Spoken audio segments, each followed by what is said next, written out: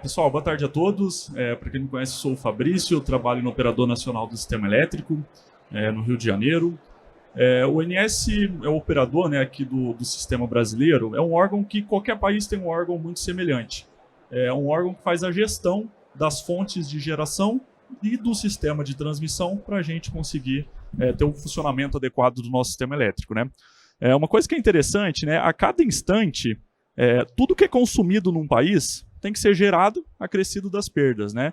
E o operador é o órgão que faz essa gestão, né, de escolher quais ativos de geração que a gente vai utilizar para estar atendendo a demanda da sociedade como um todo, né? Obviamente, né, a GD a gente não tem esse controle da geração distribuída, né? Mas sempre que a geração distribuída ela está, né, deixando de injetar, a gente precisa aí estar selecionando as melhores usinas para estar atendendo aí a demanda da sociedade, para que o sistema funcione 24 horas por dia, todos os dias do ano, não é? Bem, então, o operador então, é o órgão responsável pelo controle e operação das instalações de geração, aí geração, né, de grande porte, e transmissão no Brasil. Tá? O ONS é uma empresa privada, sem fins lucrativos, o nosso orçamento vem da tarifa de energia elétrica, e somos fiscalizados, né, e regulados pela ANEEL. Então, somos uma empresa aí de cerca de 800 funcionários, maior parte aí é engenheiros eletricistas, mas temos engenheiro civil, meteorologistas, economistas. Somos divididos em 4 centros. Eu trabalho no Rio de Janeiro, que é o escritório central, é onde fica aí a maior parte dos funcionários. Nossa missão, então, né, é garantir o suprimento de energia no país como um todo, com qualidade e sempre buscando o equilíbrio entre segurança e o custo, né? Se a gente quiser um sistema extremamente seguro, ele tem um custo maior. A gente sempre busca aí, encontrar, né, um ponto de equilíbrio nessa balança aí que satisfaça a todos os envolvidos e o país como um todo. Bem, geração distribuída, falando aqui agora de uma projeção, né, de uma empresa irmã do ONS, a IPE, né, Empresa de Pesquisa Energética. O colega já apresentou um dado da IPE, mas esse ano a MMGD Fotovoltaica já ultrapassou a nossa maior usina, né, uma das maiores usinas do mundo, Itaipu Nacional, em termos de potência instalada, né? Então, como o Café disse, né, individualmente, uma usina, como ela, né, proporcionalmente ao sistema ela é muito pequena, ela tem pouco impacto. Mas se a gente pegar a soma, esse impacto ele fica significativo. E aí os inversores eles têm um papel muito fundamental, porque os inversores eles acabam que eles ditam o comportamento, né, da micro e mini GD de forma coordenada. Então o efeito agregado ele é muito relevante para um sistema como um todo. No ONS, a gente divide, né, nossas atuações aí, a MMGD, em 4 frentes. Né? A gente tem uma frente que trata a questão da desconexão em cascata de geradores distribuídos após eventos na transmissão. Eu lidero essa frente aqui no ONS e parte da minha apresentação eu vou gastar para explicar esse fenômeno. Mas nós temos também a parte de previsão do que a geração distribuída vai gerar no país no dia seguinte, nos próximos anos, para a gente poder entender o que a gente vai precisar que as outras fontes forneçam, né, para a gente continuar atendendo a demanda do país. Temos também a parte de sistema de supervisão e controle, né, que está aprimorando os requisitos, aumentando, né, os índices de observabilidade. E um outro projeto é o ONS, integração ONS-DSO. Como o ONS pode apoiar as distribuidoras e induzir, né, um aprimoramento da relação das distribuidoras com a geração distribuída. Lá no mundo, né, a palavra distribuidora ela deixou de ser utilizada, né, em outros lugares com a penetração mais avançada, o termo correto é o DSO, né, que as distribuidoras passam a operar de forma mais ativa as redes de distribuição, com uma postura até semelhante com o que o ONS faz na transmissão. Né? E a partir do momento que a gente evolui com um papel mais ativo da distribuidora, a gente tem benefícios tanto do ponto de vista de qualidade da energia, custo e até permitido uma maior hospedagem de geração nas redes de distribuição.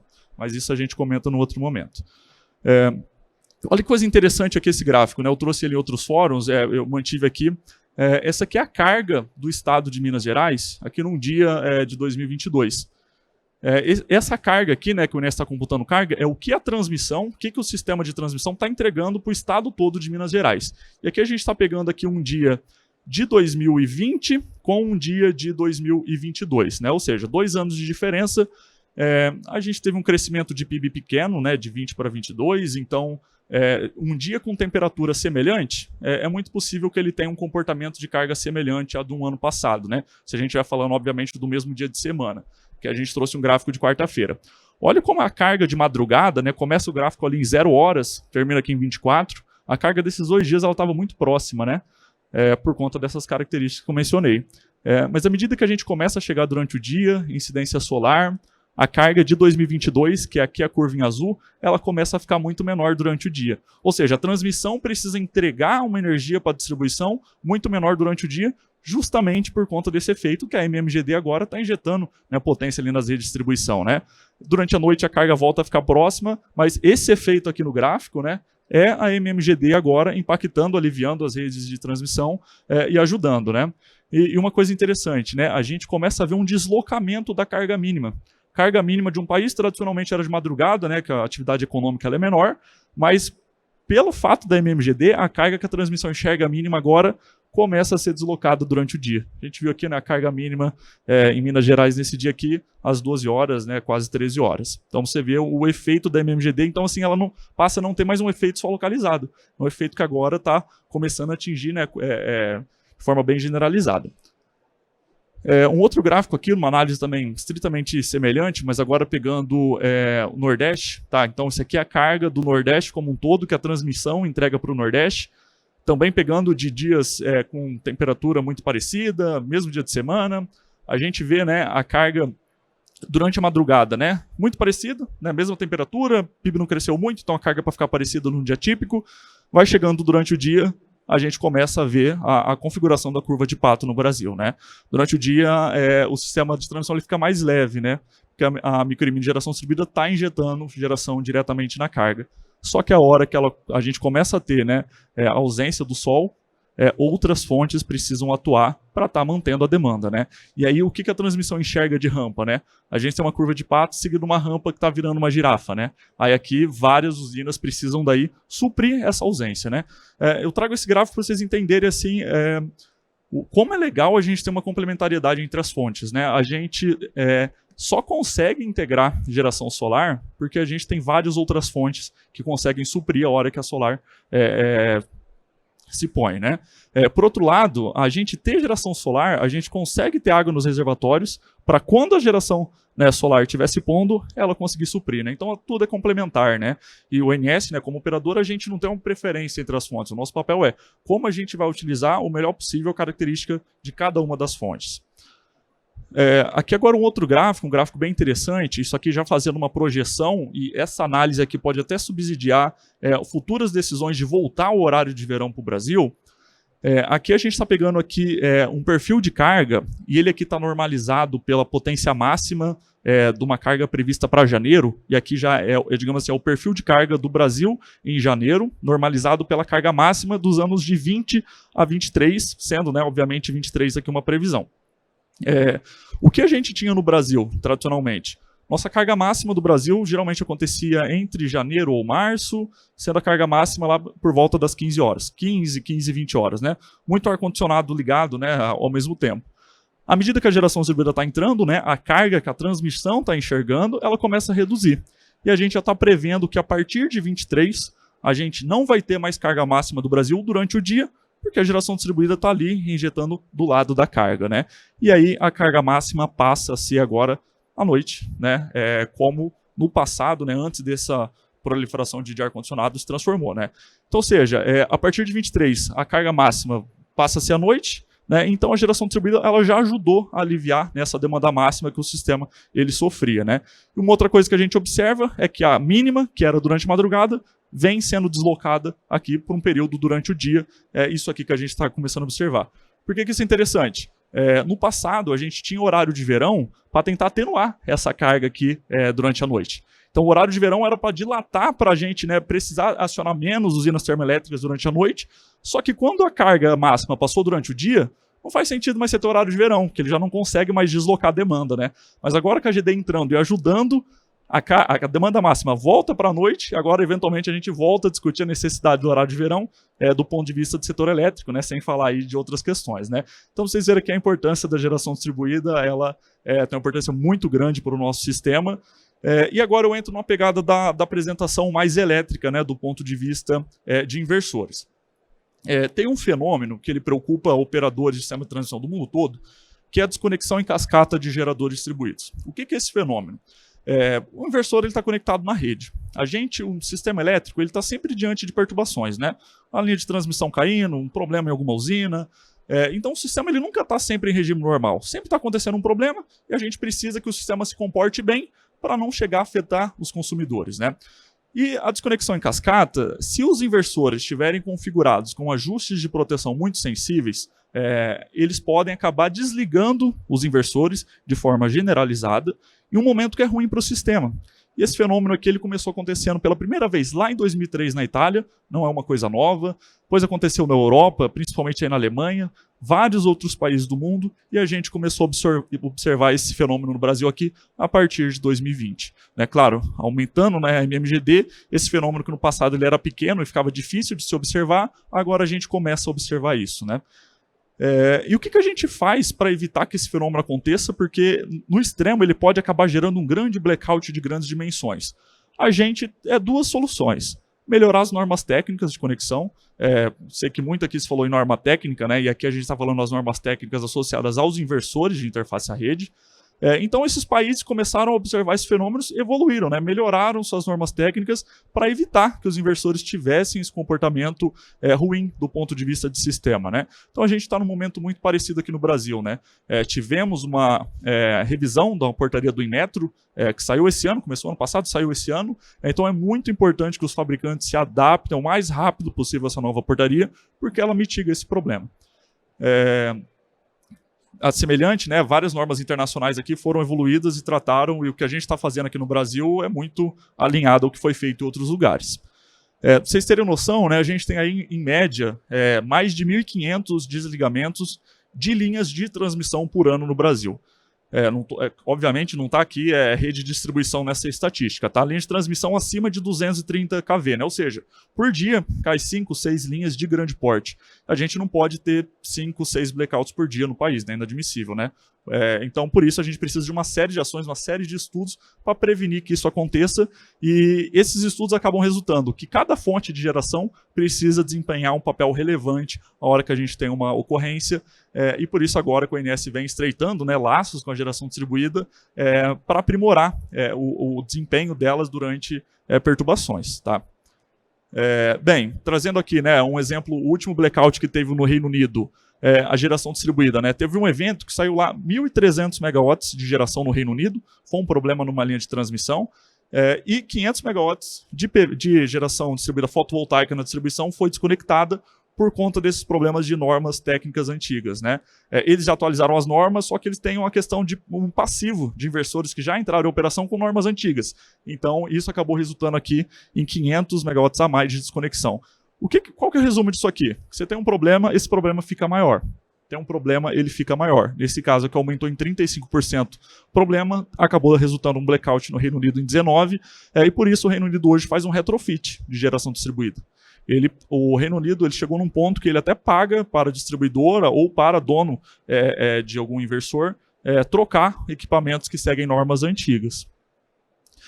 No Brasil, né, numa perturbação que nós tivemos em 2020, né, a gente também observou uma desconexão de geração distribuída. Felizmente não resultou num problema maior, que a gente até estava operando no dia com uma reserva de potência que acabou garantindo a segurança. Mas à medida que essa penetração está crescendo exponencialmente, a gente tem que tratar esse problema para que esse problema não venha acontecer aqui no Brasil, né? A gente não precisa ser reativo, a gente pode ser propositivo para mitigar essa questão.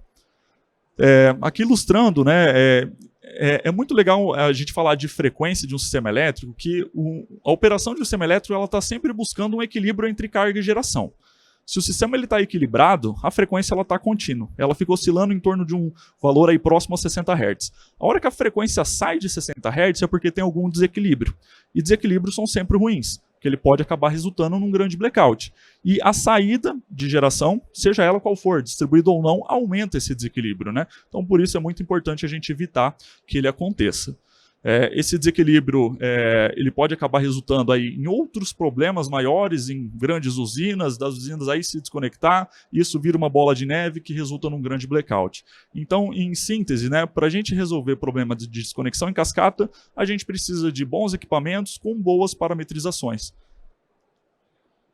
Por isso, né, essa portaria do Inmetro ela foi muito importante. ela foi publicada, né, então, em 21 de março de 2022, e a gente melhora uma série de pontos, porque a última portaria do Inmetro, a última norma da BNT que a gente tinha no Brasil, eram normas que foram muito boas à época, só que eram num outro contexto, né?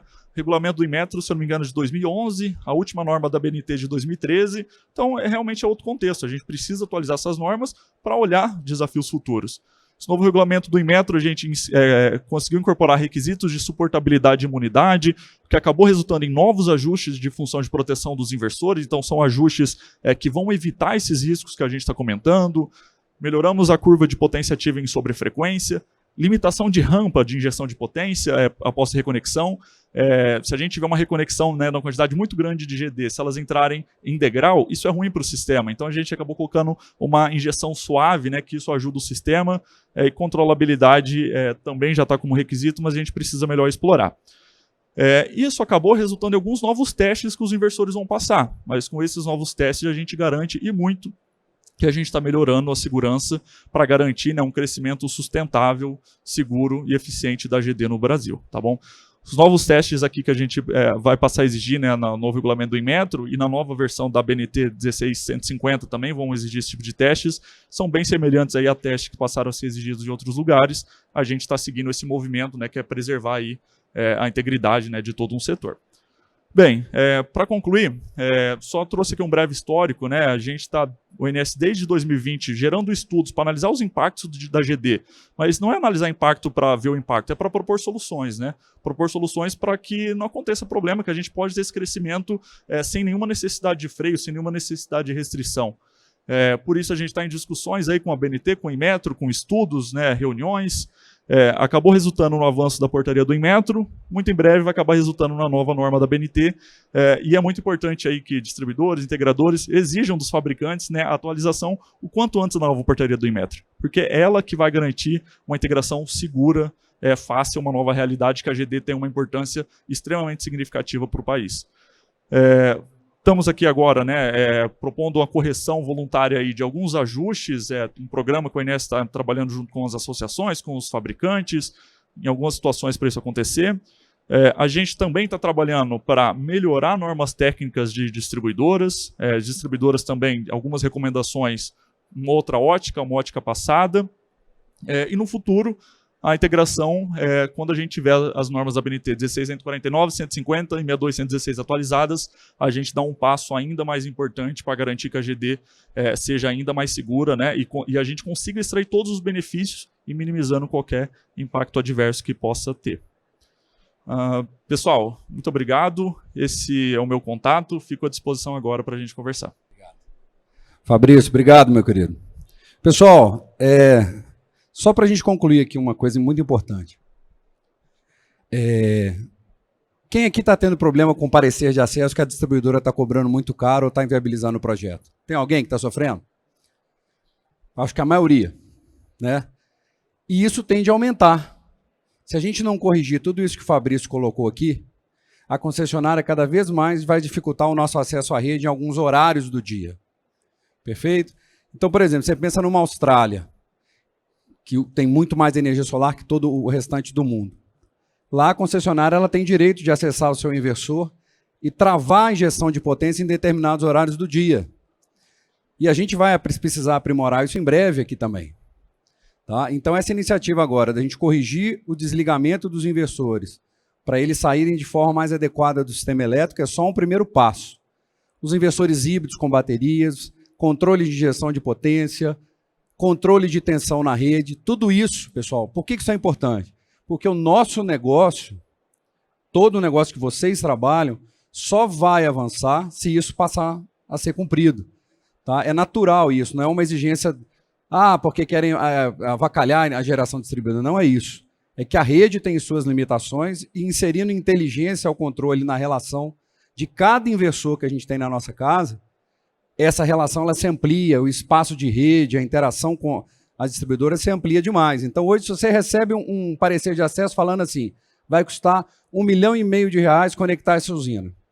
Mas, se isso já tivesse resolvido, a concessionária podia ligar para vocês e falar, eu vou dar o parecer, desde que você não injete energia das 10 às 2 horas da tarde. Você topa? E aí é R$0 a conexão. É por aí que as coisas vão começar a andar e a gente vai precisar trabalhar para isso funcionar junto com todos os agentes do setor elétrico. Beleza?